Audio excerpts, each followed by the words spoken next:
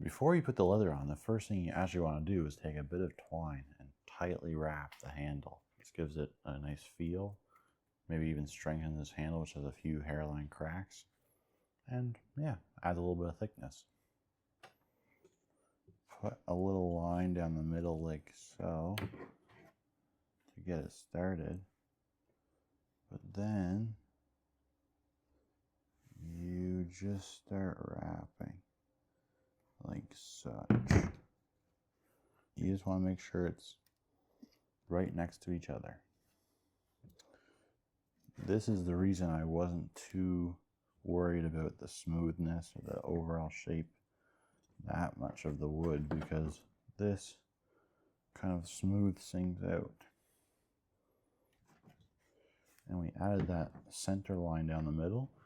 Now I'm wrapping right around it. It's not going to come loose, and that end is secure on there.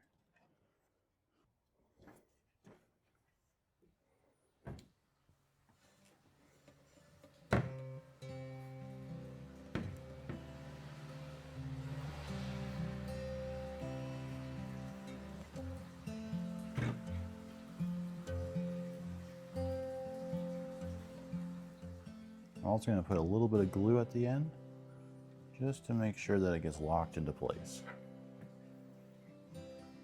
Now I kind of like this shape a little bit with a bit of a ridge going into each end. But to add a bit more of a dynamic shape, we can add a few risers on either end.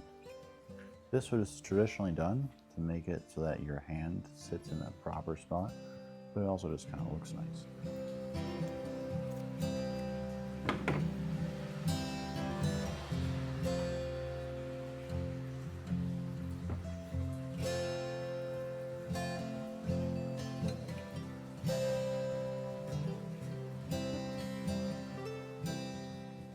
There, now we got a kind of dynamic shape. We got a ridge here, a nice big area to grab. Now we gotta wait for this glue to dry to do anything with the leather. The glue's dry, the twine's now secure, so now we can move on to some leather.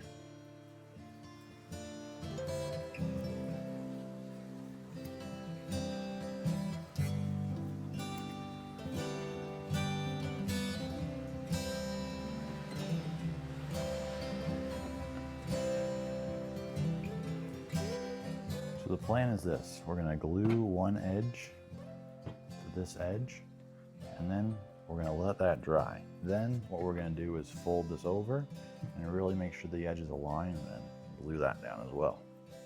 That should give the seam along the edge here, and it should be nice and tight.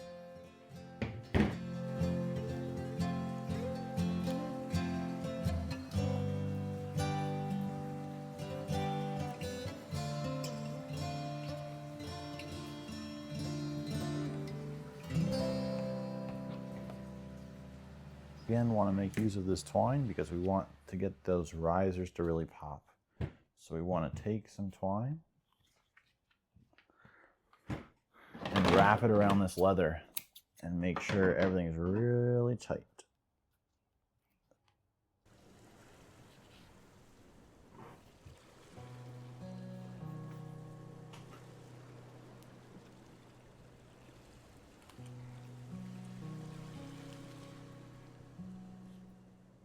So now that's wrapped, we just gotta let it dry, and then we'll glue the other side as well.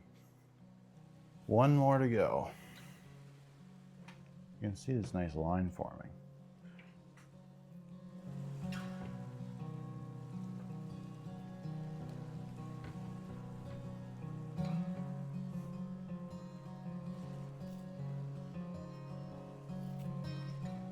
Now I got this edge cut to fit. I'm gonna glue it in, and then I'm gonna wrap it once again.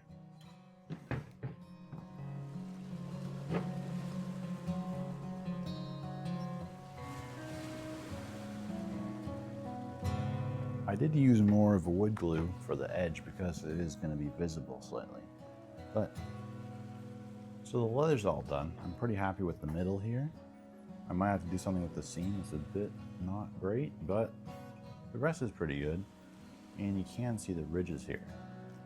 But these ends are not quite great. If this was a strict cylinder, then wrapping the leather would be easy. But since these are skinnier on each end, the ends kind of got scrunched up and I missed a bit and they're a bit wonky. So I've come up with the elegant solution of covering it up. I've got a bit of green twine here that I think will go well with the brown.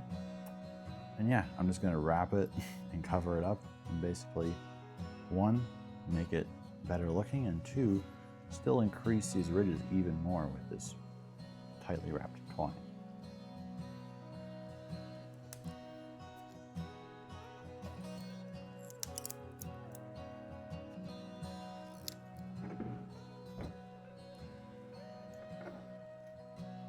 This is very fine. This could take a while.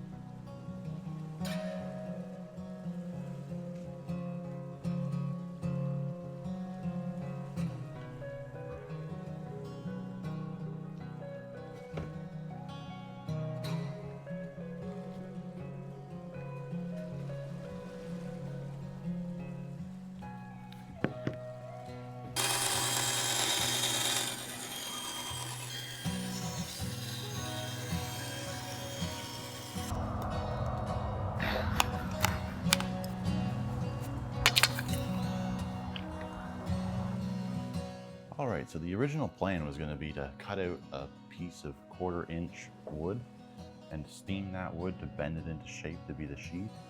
But after trying to steam it, I realized that I don't think I can do that. I don't think steaming along the grain is really a thing you can do. I think it's more bending it into shape with the strength of the grain intact. So we're going to go to plan B. We're going to use this very thin millimeter thick veneer. Veneer is usually just used to cover cabinets. It's very thin and just decorative. But I realized that we don't actually need the wood to be the core strength of the sheath. That's where the leather is. The wood is just going to act as kind of a spring, springing it out into shape. So what we're going to do is we're going to cut this into shape. We can literally use an X-Acto knife. That's how thin it is. Cut it into shape, bend it out, wrap it with some fabric. That'll be the shape, spring kind of core of the sheath. And then we're going to wrap it with leather.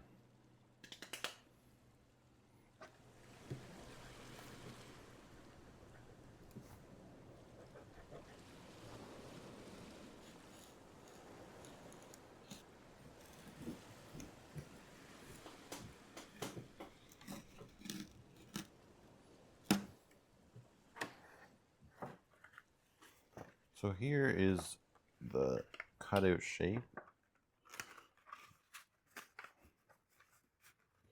And as you can see, if you bend it into shape, they kind of support each other and be a spring. But it is so thin that I might have to make it a couple layers thick. But the good thing about it is that it's so thin that I don't have to bend it all at once. I can bend one layer at a time and make it a bit stronger while still not having to steam it. But before that, we also have this. This is a wool sheet. It's not actually like wool skin or anything, it's just wool that's been woven into a sheet. Basically, you just line the inside of this with that so that one, you can put a little bit of oil on this wool and that should keep the blade oiled up and not rust. And two, it just kind of fills the gaps. So even if this isn't perfectly sized to fit this blade, it shouldn't jumble around inside the scabbard. It should hold it in place.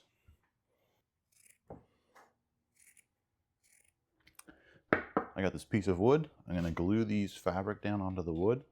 I'm going to flatten them down with some heavy weight on top until they dry, and then we can start putting it together.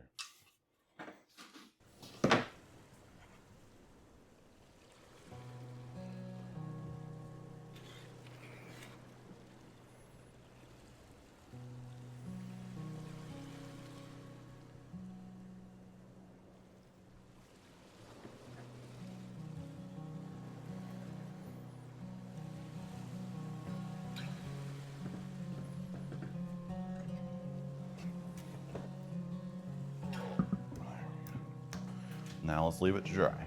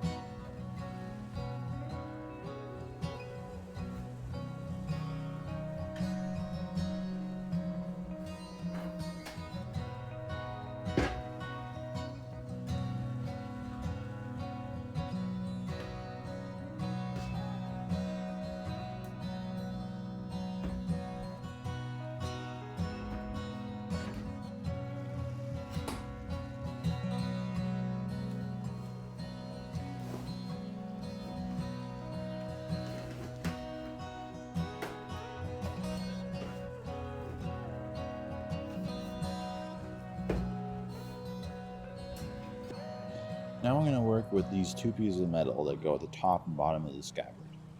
This top piece is pretty simple. I'm just going to fold it over into an oval shape. This part's a bit more hard. I'm going to fold it along this line right here and along this line right here. This should make like a pyramid shape that can go in the tip.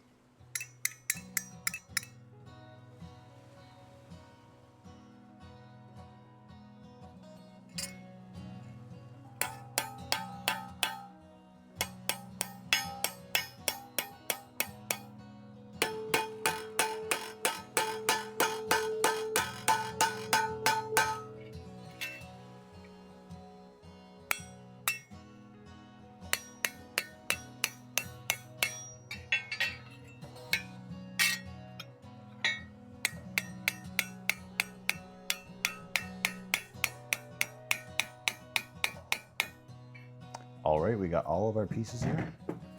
Now we got some epoxy and we also got this steel stick. For the metal to metal connections here, I'm going to use steel stick just to have a better control and shaping. But then sticking it to the leather, we're going to use the epoxy. So let's get some steel stick out here. So all this is a bit of putty epoxy that has a core and an outside. And what you do is you take a piece, you tear it off, then you knead it together until it's one solid color. Then, one solid color, you know it's mixed, and then you have a little bit of time to stick it to whatever you want, and it'll glue it together. The added bonus is that it's also kind of steel infused, per se. So even though it is epoxy, it kind of has a bit of steel texture and grinding out at the end.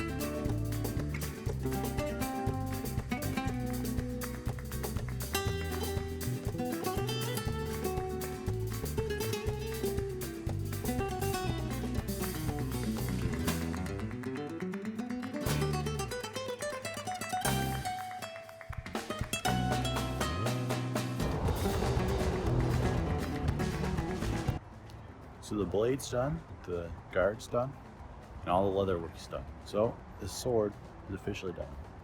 And once again, there's some parts that I think could have gone better. The sheath is a bit rougher on the edges.